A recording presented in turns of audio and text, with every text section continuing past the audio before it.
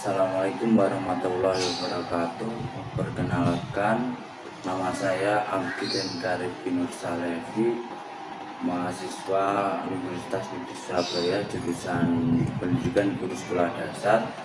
Di sini saya akan mewawancarai salah satu guru Madrasah Ibtidaiyah Negeri 2 Kota Kediri dengan Bapak Yusuf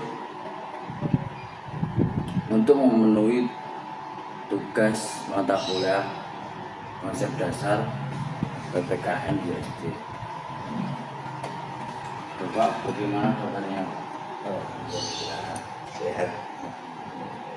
Bisa dijelaskan Pak riwayat pendidikannya Pak Yusuf?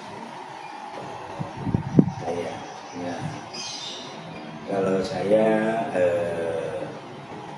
pendidikan saya itu S1, ya kebetulan memang bukan fak dari pendidikan Pancasila, akan tetapi saya itu dari pendidikan agama Islam.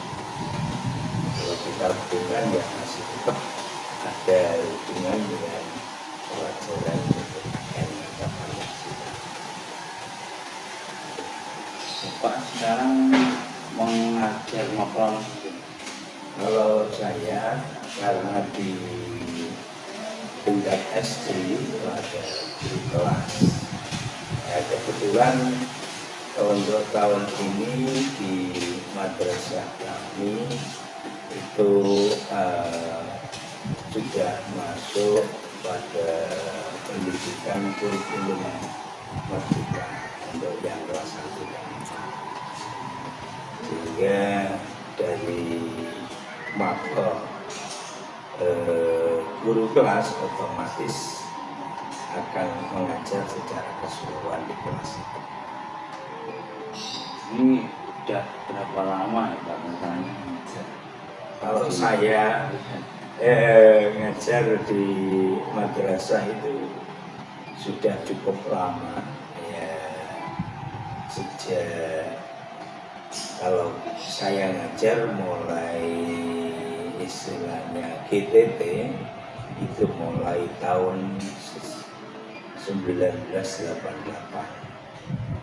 sampai sekarang.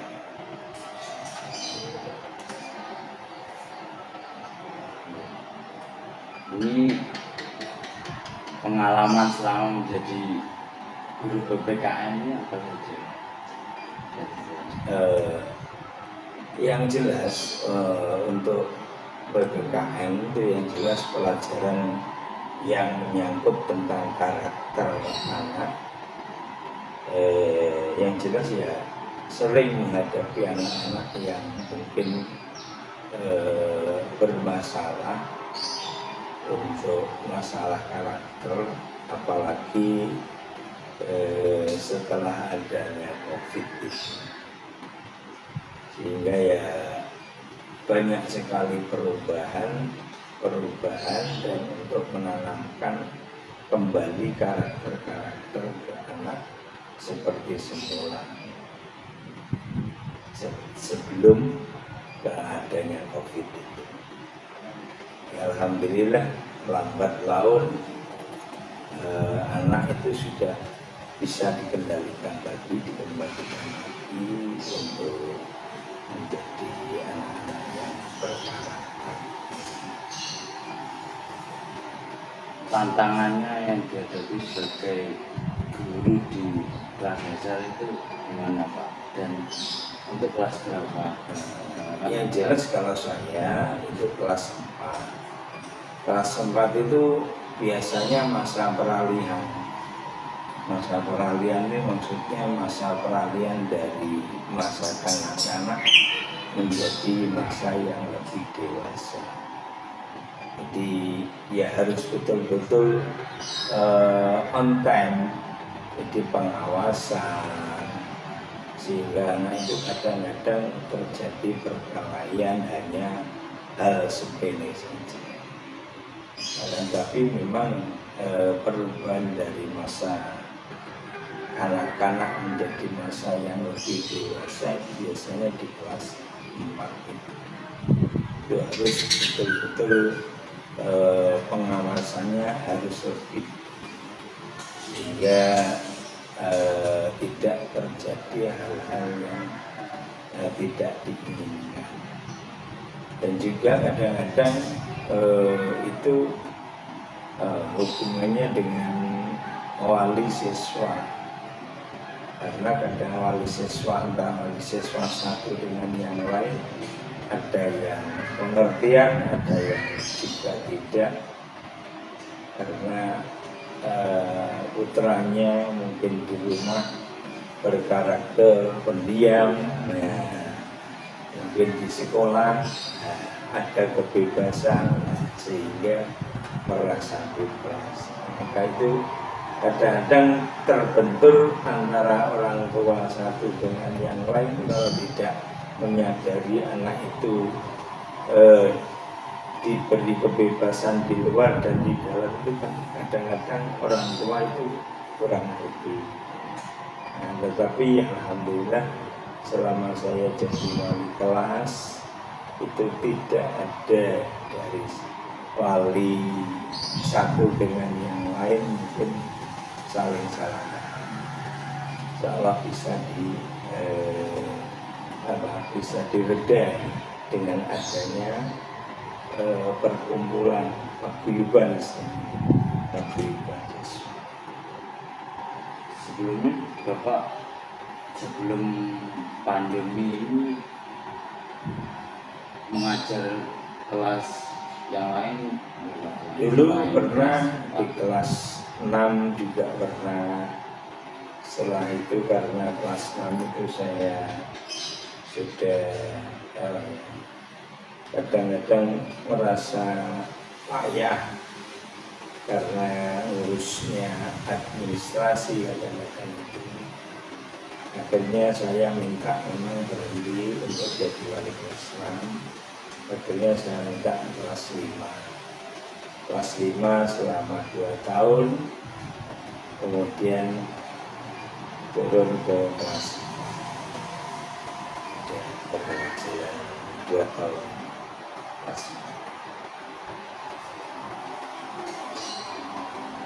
Apakah dalam mengajar materi PPKN ini Bapak mempunyai metode khusus atau strategi khusus? Ya, yang jelas dari masing-masing metode itu kan kadang-kadang ada yang berhasil dan ada yang tidak. Akan tetapi saya juga membuat kiat-kiat lah. Intinya bagaimana supaya saya dalam menyampaikan materi itu bisa berhasil, ya kadang-kadang melalui praktek juga. Jadi dengan adanya praktek, karena yang intinya di dalam PPKN itu kan banyak sekali kalau di kelas 4 itu kan menanamkan karakter-karakter itu, dan termasuk pengenalan wawasan kebangsaan. Maka ya kiat-kiatnya ya kita harus dengan cara praktek, akan saya hubungkan dengan agama, karena kebetulan saya basicnya juga agama.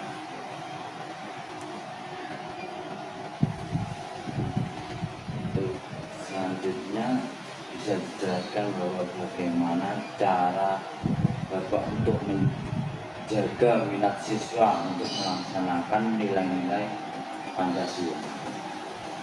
Kalau saya ya seperti tadi, kiat-kiat tadi ya mungkin diberikan semacam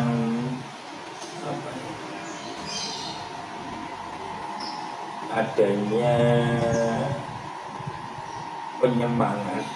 Jadi anak-anak itu kan kadang-kadang juga setiap adanya kegiatan atau mungkin ulangan itu diberikan satu rangsangan, mungkin berupa hadiah kepada anak-anak itu. Ya walaupun hadiahnya tidak begitu berharga, kan tetapi di depan anak-anak kan merasa anak itu saya dihargai setelah mendapatkan nilai yang baik, dan diberikan bonus dengan materi.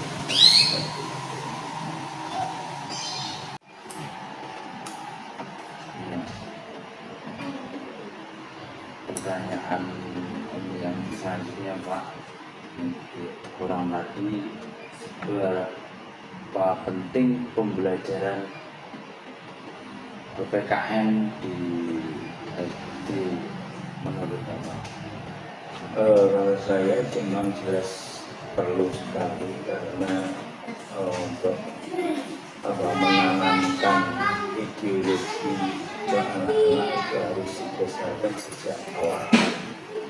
Jadi harus sejak awal anak-anak harus tahu,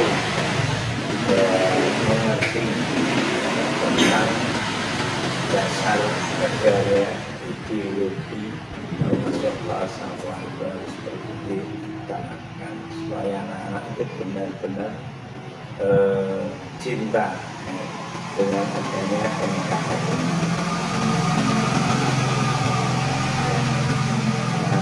Media pembelajaran apa yang sering digunakan untuk mengajar?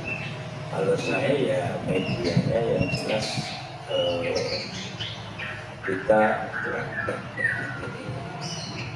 dengan adanya kita pengenalan secara langsung, otomatis anak-anak itu langsung tertanam pada anak, sehingga tahu dan mengerti tentang pemahaman Pancasila. Bisa jelaskan Pak contoh prakteknya juga apa? Kalau prakteknya yang jelas dalam hal ibadah ini saja. Tentu saja hal ibadah itu tiap hari anak-anak itu kan pagi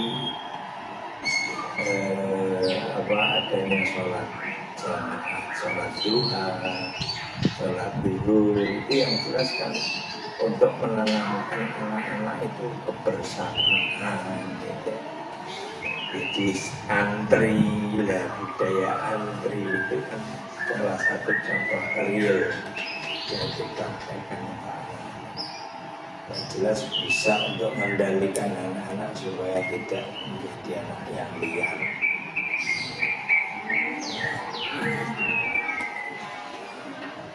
Lalu kegiatan yang biasa dilakukan di madrasah bersama-sama siswa sekolah untuk mempererat persatuan dan kesatuan. Itu termasuk sholat jamaah. Kalau kelas yang jelas kan ya untuk kebersamaan di kelas itu kan ada kegiatan yang namanya gumayur, gerakan makan sayur.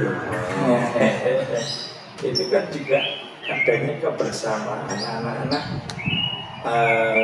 makannya pun kan harus dengan sayur, otomatis kan sama, makannya sama, harus bagaimana mengolahnya yang penting juga sama. Dilakukan tiap hari atau 1 bulan sekali biasanya.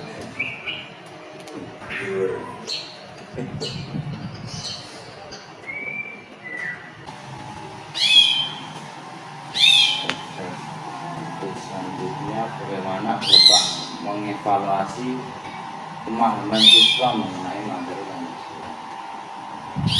Kalau pemahaman yang jelas, selain adakan tes tulis, juga tes tulisan, juga praktek. Jadi mungkin praktek tentang apa ya, misalnya kita melaksanakan nilai-nilai Pancasila itu dengan adanya ke rumah kunjungan atau mungkin dengan adanya bakti sosial, itu kan termasuk juga praktek-praktek untuk supaya anak-anak itu tahu bahwa kegiatan-kegiatan itu juga sesuai dengan nilai-nilai Pancasila yang diterapkan dalam baik itu kehidupan sehari-hari di masyarakat atau di madrasah. Nah, sekarang ini kan sudah mulai menggunakan kurikulum merdeka ya. Itu dampaknya terhadap pembelajaran PKN daripada kurikulum sebelumnya. Kalau kurikulum merdeka dan kurikulum K13 saya kira juga nggak ada begitu. Saya kira kan ya kalau untuk yang jelas untuk kurikulum merdeka ini kan adanya lebih anak-anak itu adanya kebebasan untuk melaksanakan hal-hal yang sesuai dengan nilai-nilai Pancasila. Kalau untuk yang K13 kan adanya kadang-kadang batasan-batasan tertentu. Kalau kurikulum merdeka ini kan adanya kebebasan, baik itu guru atau siswa dalam menyampaikan materi itu kan tidak harus terbatas pada guru saja. Jadi bisa melalui interaksi di masyarakat maupun di madrasah dengan lingkungan madrasah. Jadi itu warga madrasah, itu siswa, kakak kelas, adik kelas, atau guru dan lain. Itu ada untuk kurikulum merdeka. Kurikulum merdeka ini apa banyak prakteknya gitu? Ya, yang jelas dengan adanya kurikulum merdeka itu anak-anak langsung tahu pengalaman, keterampilan, jadi langsung tahu yang harus dilakukan. Jadi kalau dulu kan harus materi. Kalau sekarang kan ada kebiasaan seperti itu.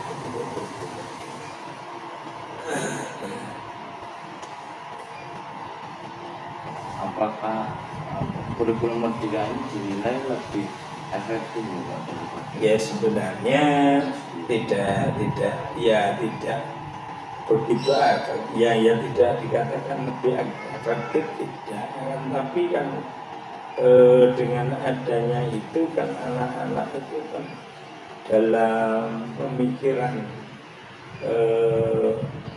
istilahnya dengan pengetahuan langsung, secara langsung praktek, nah sehingga anak-anak itu lebih tertanam kepada hal-hal apa yang dilihat dan dilakukan. Kalau dulu kan kalau 13 kan jadi tidak adanya istilahnya praktek begitu banyak. Tapi kalau kurikulum merdeka kan banyak sekali, apalagi adanya P5 kan, itu kan langsung ada penilaian karakter, itu kan hampir sama isinya dengan pendidikan Pancasila.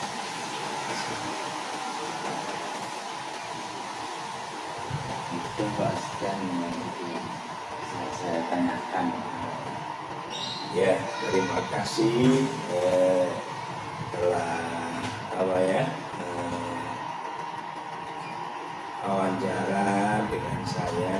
Semoga apa yang saya sampaikan ini bermanfaat dan berguna untuk keperluan memenuhi persyaratan dalam mata pelajaran pendidikan Pancasila. Semoga berhasil apa yang kalian cita-citakan. Sekian dari saya. Wassalamualaikum warahmatullahi wabarakatuh. Kota Kediri adalah sebuah kota di Provinsi Jawa Timur yang terletak sekitar 130 km sebelah barat daya kota Surabaya dan merupakan kota terbesar ketiga di Provinsi Jawa Timur.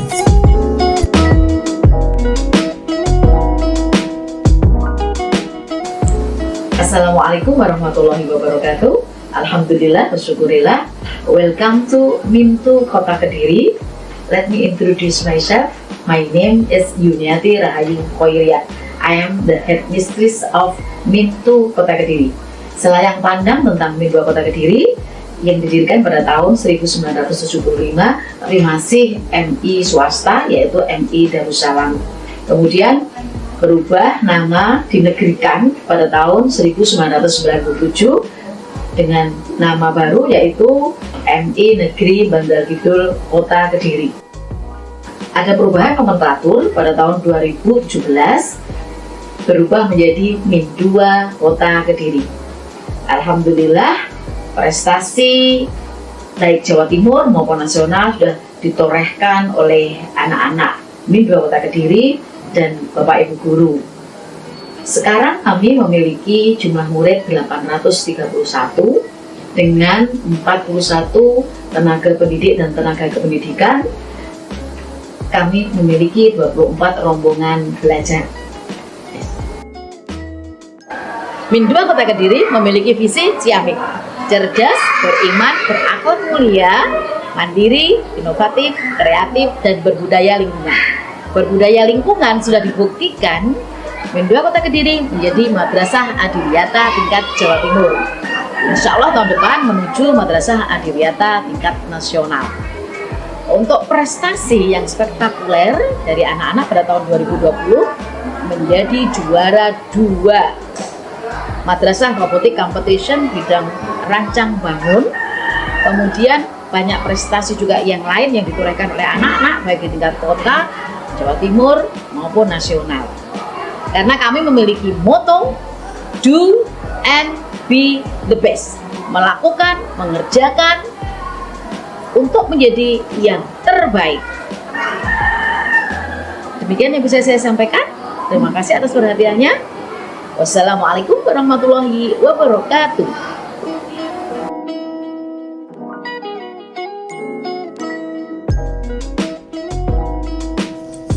Selamat datang di Min 2 Kota Kediri.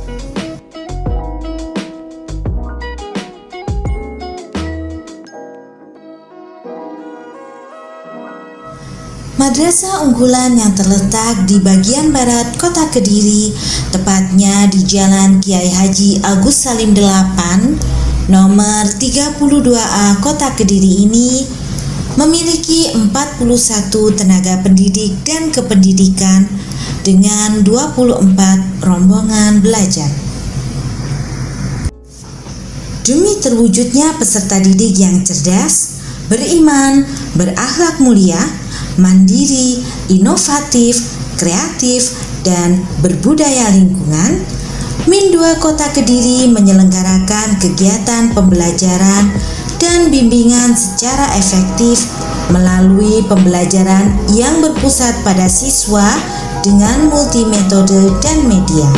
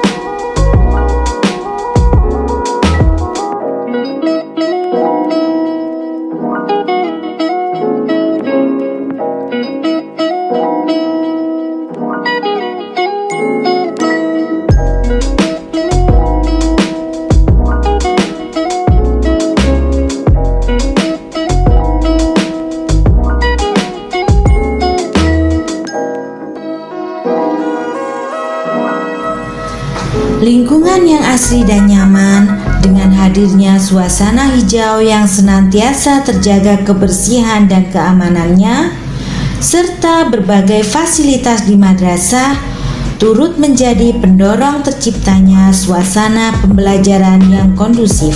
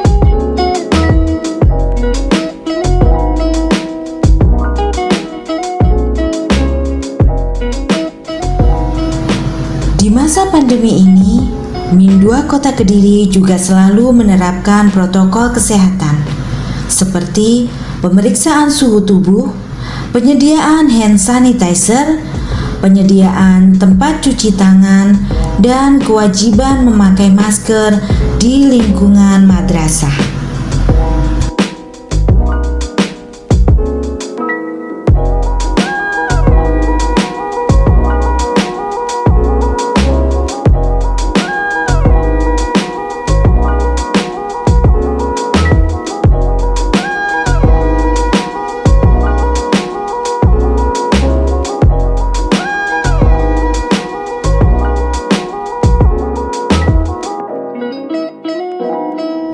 Dalam rangka mendukung dan mengembangkan bakat, minat, serta prestasi siswa, Min 2 Kota Kediri juga memiliki beberapa kegiatan ekstrakurikuler.